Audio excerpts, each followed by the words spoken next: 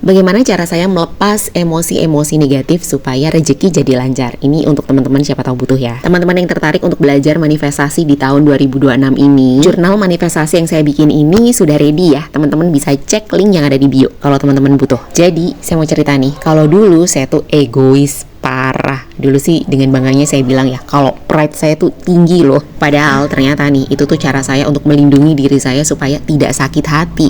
Nah, dulu kalau saya merasa situasi itu tidak sesuai dengan yang saya mau, saya tuh bisa langsung emosi. Saya merasa jadi korban, saya tuh merasa orang lain tuh yang salah dan saya yang benar.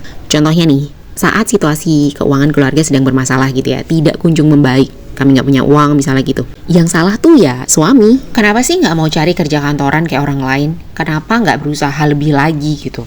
Kenapa nggak lebih rajin sih cari uangnya? Kenapa begini, kenapa begitu? Itu tuh hal yang saya pikirkan berulang-ulang dulu.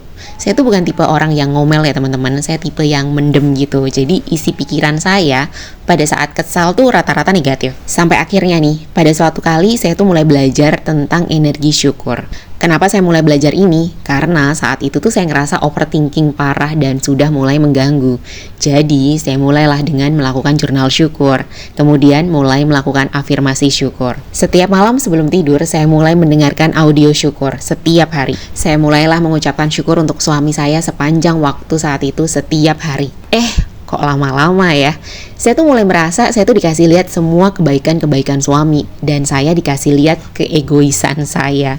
Sampai akhirnya overthinking saya tuh mulai berkurang, pikiran negatif mulai menghilang. Saya mulai optimis, saya mulai mengkomunikasikan semua isi pikiran saya ke suami.